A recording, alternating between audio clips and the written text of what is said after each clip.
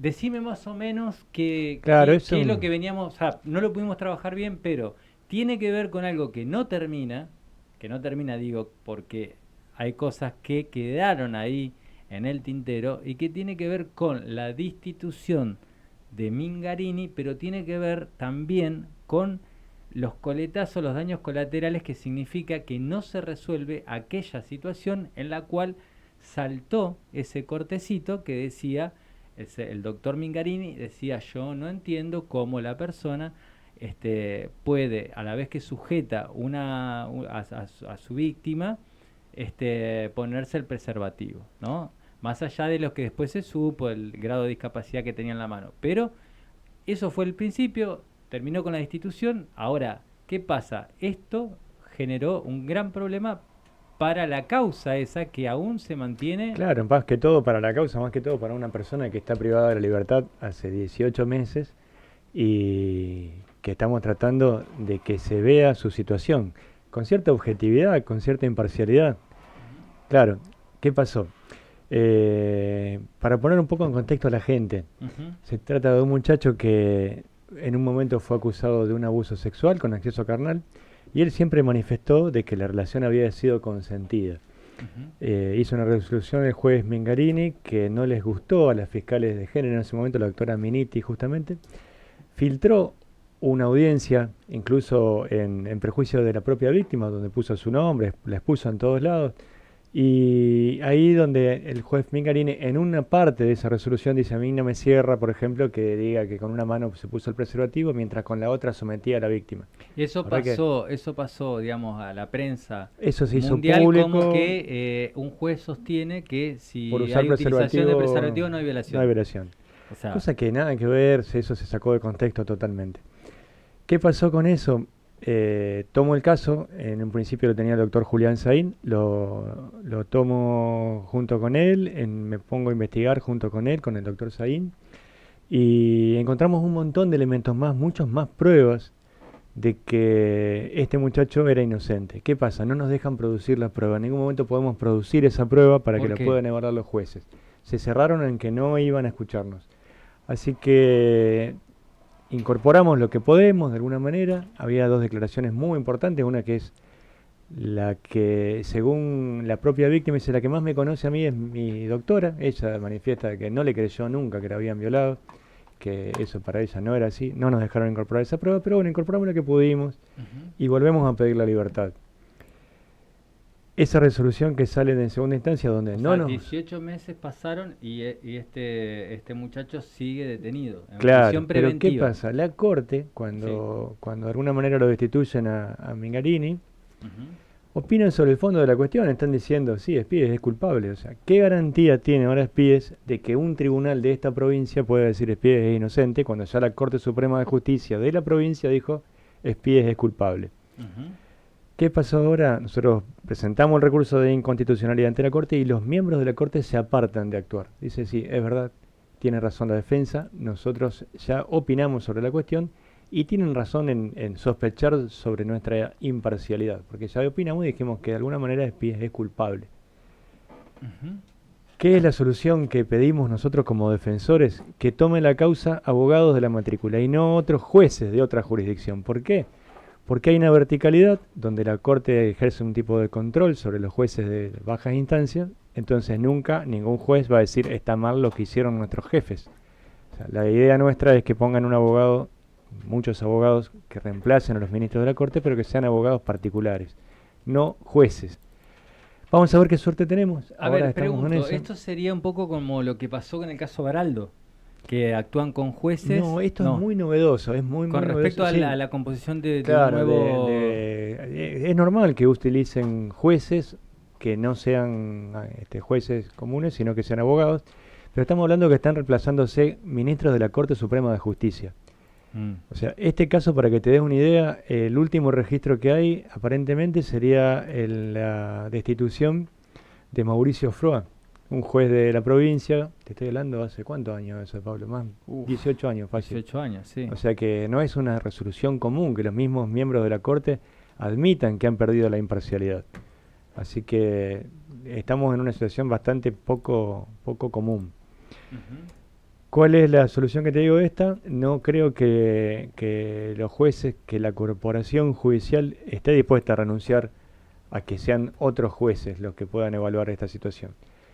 ¿Y qué garantía tiene una persona que está presa de que se la declara inocente cuando ya la Corte Suprema dijo no es culpable? Yo creo que ninguna, no sé, está en una situación muy comprometida, donde el mismo Orbeta, que es un miembro de la Corte, dice está en juego el principio de imparcialidad y está el principio de derecho de defensa en juicio, está en juego. Ahora, Claro, yo ¿cómo se puede pregunto defender? esto, si en el texto de esa resolución, el mismo Orbeta dice que está en riesgo o que esto limitaría el derecho de defensa, ¿no? Como un asunto constitucional. Ahora, no lo dice para adelante, lo dice también para atrás. Y sí, sí, Porque, sí. digamos, todos los jueces de primera y segunda instancia que intervinieron en esta causa estarían en la condición de tener un preconcepto a partir de lo que el mismo Herbeta dice, ¿o no? Exactamente, eso es lo que planteamos nosotros como defensores. O sea, cuando estábamos estudiando la causa, nos ponemos a leer la destitución de Mingarini, la resolución de la Corte con Julián. Y le digo, Julián, yo eso lo tengo visto. Estaba copiado y pegado de la resolución donde le fijan la prisión preventiva a Espíes, Ujú. la destitución de Mengarini. O sea, estaba copiado y pegado el fallo. O sea, ¿cómo puede un tribunal de baja instancia ir en contra de lo que dice la Corte? Nunca lo puede hacer. O sea, es una realidad, es esa. Así que bueno, está en juego, hay un principio constitucional muy en juego y tendríamos que saltar a la Corte Nacional. Eso es lo que también entiendo. A la Corte Nacional, pero ¿y este muchacho sigue Y sigue detenido? preso ahí, sí, 18 meses que lleva y tenemos las pruebas que no podemos producir Y de a la que él es pretensa inocente. víctima, ¿se la escuchó alguna vez en algún momento de la No, yo apelación? le tengo un escrito, nunca la escuchamos personalmente, no la escucho, jamás la escuché. Y por lo que pude hablar con todos los vecinos, ninguno de ellos le creyó. O sea, te estoy Está bien, hablando pero digo, más allá de eso, yo pregunto lo siguiente. o sea, tenemos un escrito Cuando se de la vaya a víctima. un juicio, ¿no? Por ejemplo, esto va 18 meses. Como escuchábamos ayer otro juicio que se hace a los 2 años y 8 meses, que es lo último que ya no podía prorrogarse la prisión preventiva. Cuando Exactamente. las personas que son testigos, se las llama, entonces pasaron 18 meses, vamos a suponer, pasan 2 años. Ese juicio oral, en donde las partes preguntan, donde el fiscal pregunta, ya de por sí está, no digo viciado, pero está disminuida la capacidad de los propios testigos de que puedan comprender o acordarse de lo que ocurrió. Por supuesto, ni hablar, eso sí, eso se ha visto muchísimo. Y fue uno de los paradigmas del sistema oral de que los juicios no demoren hasta el máximo posible. O sea, están prorrogando los juicios de 2 años, un año más entero los jueces. Eso es acá nada más que en esta jurisdicción. En Rosario le dicen, señor fiscal, ¿cuánto necesita usted para hacer una acusación? 3 meses, bueno, en 3 meses hacemos la acusación y cuánto calcula que no necesitar para preparar el juicio, 2 meses más, listo, se termina, el juicio se hace ahí. Porque a 3 años se pierde muchísimo en el camino, sobre todo las partes de los testigos. Pero eso justamente que vos estás hablando, Pablo, y estos casos bisagra, estos casos que cambian de alguna manera la forma de ver las cosas por los jueces, fue uno de los casos, el caso de Betty Franco, que Ujú. tanto lo hemos tratado acá en esta radio, que vino Betty acá, que después de 2 años de estar detenida fue declarada inocente. En ese fallo de cámara de Betty dice que lo más importante es que la víctima vaya al juicio y hable en el juicio. Así que esta persona que no sabemos, ni siquiera le conocemos la voz, más que en un audio de 911, que es totalmente contradictorio a lo que podría ser un abuso sexual, que tampoco nos dejaron Ujú. incorporar de la misma manera, eh, eso te puedo asegurar que cualquier persona normal, cualquier persona, ni te digo un jurado, llega a escuchar ese audio y decir, pero a esta persona no Está le bien, creemos lo que dice, o pero a sea, ver, realmente. lo que yo voy Eh, es a lo siguiente, cuando la justicia llega tarde, no llega. O sea para la pretensa víctima, sea para el acusado, o sea, ahora sí, te hago una pregunta al margen y ya, ¿sabes? Porque me parece importante esto que define, que es muy raro, me parece a mí, la Corte Suprema, que tiene que ver con, por ejemplo, en el caso de Betty, a ella no se la va a ni indemnizar, o sea, es 2 años presa, perdiste tu pues, hijo. bueno, muchachos, la verdad, te lamento mucho lo que tuviste que pasar, lo siento mucho, me equivoqué, eh, y Yo vaya entiendo nomás. que sí, que corresponde la indemnización, pero Y seguro, empezaron, perfectamente. No, todavía no. Y creo que fue una buena estrategia porque no sé hasta dónde los jueces eran libres para poder decidir. Claro.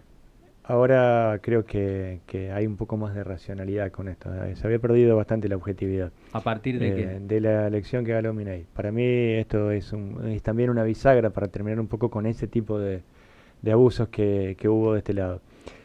Va a haber otro lado, sí, lo calculo que va a ser, va a haber otros tipos de la derecha, trae un montón de abusos con respecto a la parte penal, quizás un pibe que se robó una garrafa le dan 5 años, va a haber otro tipo de cosas, pero en esto yo calculo que va a haber un fin, un final para este tipo de abusos, donde una sola palabra hacía que una persona pueda perder por 12, 15, 20 años la libertad. Por fin un libertario en esta mesa, carajo. No tengo ninguna No, bandera no, bueno, política, no, pero no en te ese tomes. sentido lo veo bien. Sí. No, digo eso porque viste acá, nos acusan de kirchnerista acá, el amigo. El amigo Diego, tiene buena onda, el amigo Diego. Este, a ver, a mí otra de las cosas que me preocupa, y con esto sí quiero cerrar, que es en lo que dice Arbeta, presidente de la Corte Suprema, que dice que él reconoce que su posición se transforma en obligatoria para los jueces de primera y segunda instancia que estuvieron en el acto. Ahora, también es contradictorio en el caso de que se supone que los jueces tienen que tener un criterio propio. O sea, y también de que este jury fue sobre el objeto de el acto, o sea, del objeto de lo juzgado, y no sobre las formas. O sea, se desprenden muchas contradicciones en esto. Es que esa fue una decisión sumamente apresurada, o sea, más allá había una exacerbación en ese momento de lo que era el feminismo y de alguna manera eso no lleva a buen puerto a ninguna cosa. Esto debería haberse esperado el resultado de una causa así antes de la Corte adelantarse a una opinión tan importante y sobre el fondo de una cuestión, porque se no pueden, a los pocos meses de que empezó un juicio, ya decidir sobre el fondo de la cuestión y decir que una persona es culpable.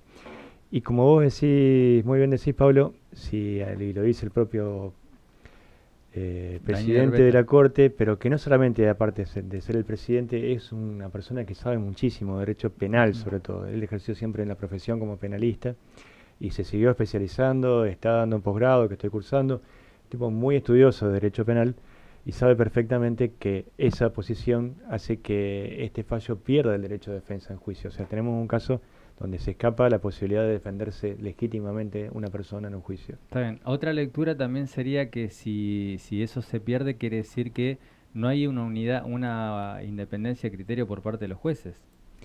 Es O sea, que están que regidos está por armado de alguna manera verticalista. Sí, Sí, pero, sí, sí. pero digamos, existe un principio de que los jueces deben tener independencia La de criterio. jurisprudencia no es obligatoria en Argentina. Claro, Los no es jueces obligatorio. pueden fallar en contra, pero de alguna manera la Corte sienta un criterio que lo respetan. Perfecto. Bueno, queda ahí. Seguramente va a haber novedades. Es un caso que siempre vamos a seguir porque terminó con la caída de un juez, pero el tema principal es que en toda esta lucha que puede haber de poder dentro de la justicia, el tema es que había dos personas y quizás familias detrás de esto, que es como que, bueno, ¿qué va a hacer? El daño colateral. Y al día de hoy, ni la pretensa víctima obtuvo la posibilidad de decir, sí, ves que yo tenía razón, que yo no mentí, ni la otra persona dice, no, yo soy inocente. Entonces, ahí es cuando la justicia, al llegar tarde, directamente no llega. Pero y bueno. tenés un presidente de la Suprema Corte, que es el máximo tribunal, diciendo los jueces pierden la independencia y nosotros ya fijamos un criterio.